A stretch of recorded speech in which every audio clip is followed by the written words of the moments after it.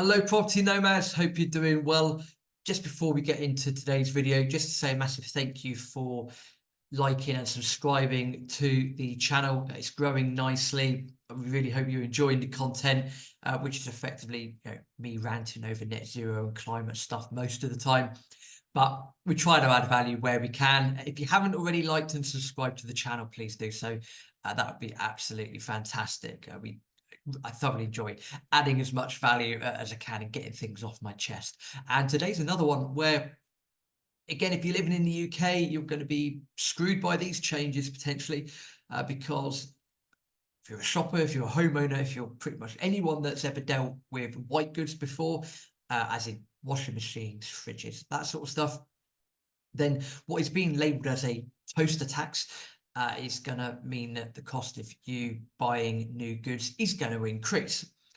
Why is that? Because, again, the geniuses at Westminster have decided under the new set of net zero rules that basically what's going to happen is larger shops are going to be required to take back used electrical items such as toasters, etc., for recycling, even if the items were bought elsewhere.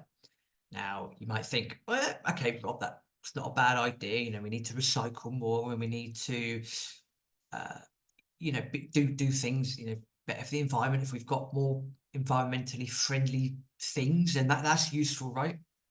Yeah, okay, until you realise that if the government is then making it a requirement for larger retail shops. So if you are not familiar with the UK, you talk Currys, maybe PC World, those sorts of places. If the government is making it mandatory that they take these items back, then it's another cost of business for these companies, because you're saying, well, okay, you've got to take this back. By the way, there's going to be waste licenses involved, all of those sorts of things. And if you're running a business and you get told, right, directive from the government, this is what's going to happen, you've got to start doing X, Y, and Z. By the way, you're also paying for that. We're not paying for that. We're the government. We're not doing that for you. So you've got to end up paying for that. What do you think is going to happen if you're running that business? You're going to go, okay, my expenses are now going to increase. I need to look at increasing my income. What do I do here? I've got to pass these costs on to the consumers, so you and I. But so, okay, well, there's going to have to be price increases across the board. And of course, that comes with its own challenges as well. So I'm just going to screen share this just so we can see this article. So again, it's come from the usual MSN via the Telegraph or the good old Tory graph. So what I've just explained, that's what it's been labelled as a toaster tax, because ultimately, if you're going to then go out and buy a new toaster, other electrical items exist, you're then going to be forced to pay higher prices for that because of a government mandate where they're forcing larger retailers to recycle more. And of course, there's a cost of doing that. Those things don't come for free. So it's been labelled as a toaster tax. It's come from the Department for Environment, Food and Rural Affairs, DEFRA, of course, because everything needs an acronym nowadays. The way that it's been implemented as well is that it would be a free of charge collection on delivery service. So if you buy a new fridge, for example, they would have to take away your old fridge. Okay. But again, as we've just explained, the cost of that, there always has to be a cost of business. We done something quite recently on our podcast, actually, and it was about a boiler tax. And that was about similar incentives from government, the way that they wanted to implement something with regards to heat pumps, and the fact that that meant, as a result of that, the cost of a boiler increased because it was being classed as a boiler tax. Again, government getting in the way for no reason. Go and check that out on the Property Nomads podcast. You will not find that on the YouTube channel. These are all genius plans from, again, some geniuses over in Westminster. Again, what's happening here is that they're thinking about, well, I would say they're thinking about you, but they're clearly not.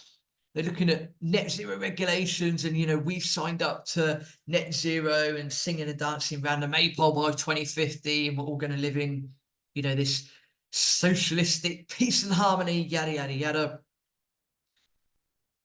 Therefore, we've all got to, the government says jump, we've all got to say how high, but no one seems to be thinking through these things logically. Because, you could argue there's no logic in Westminster anyway, but people aren't thinking through these things.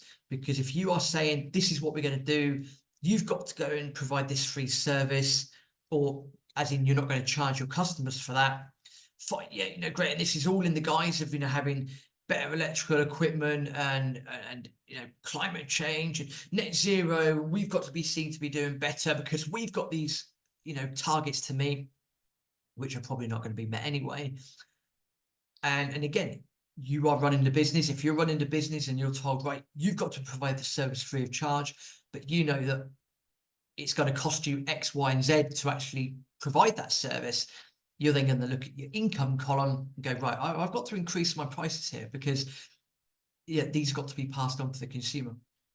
So the very people that the government will claim to protect, or for whatever reason, is they're going to be affected the most by this. Because if your fridge breaks down or your toaster breaks down, okay, you don't have to have toast, but most people have a refrigerator.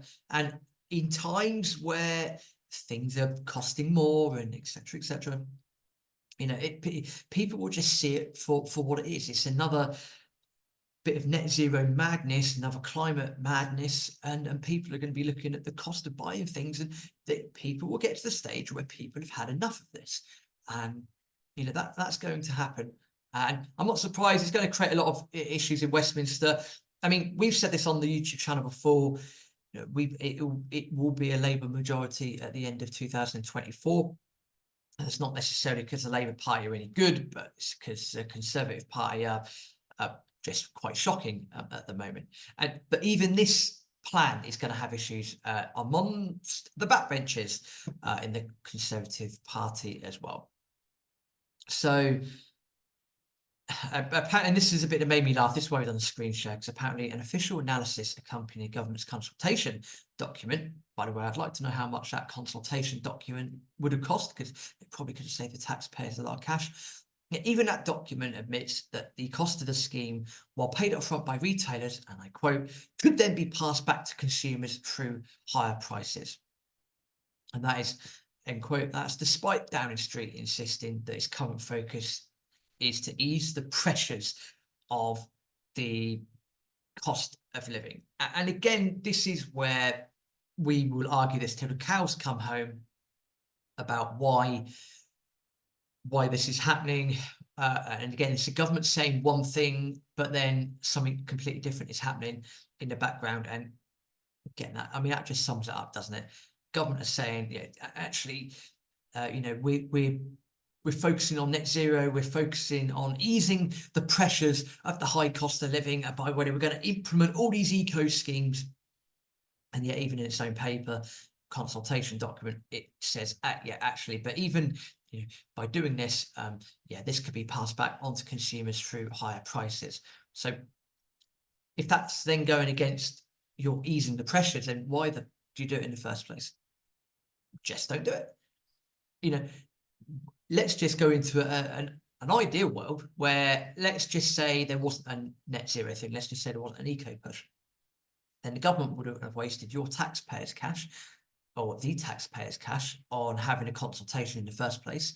It then wouldn't be forcing upon these draconian measures, which means that it wouldn't be putting the burden on companies, and then the burden wouldn't then be passed on to the consumers. So in fact, if they hadn't have even done this in the first place, then number one, we wouldn't be doing this video, but secondly, it would be ceteris paribus. It'd be all things being equal. You'd be going back to the status quo, because the government would then not be interfering. But that, again, I guess that is too easy a solution. Hey ho. So this is the sort of world we live in at the moment, and this is the sort of thing that riles a lot of people up. because as we've just proven there, what the government say and what the government do are two different things. We shouldn't be surprised by that, but we've got to look at the greater powers, what's really going on here. And that's going to be very difficult to get to the bottom of. But you know what? This is why we love doing this video content, because we know there are a lot more people out there that are starting to wake up to what the deuce is actually going on. And our job is to sort of dig into that a little bit and start getting into even more complicated subjects and start planning for how, we can not survive what's coming, but open people's eyes to what's coming down the road, and then maybe planning accordingly, just so there's a plan B there, just in case. We might never need it, but it's better to have a plan B and not use it than to not have a plan B and then need it. Should make that a quote, I think, for the channel. But please do like and subscribe to the channel. Thank you. Look forward to seeing you in the next video.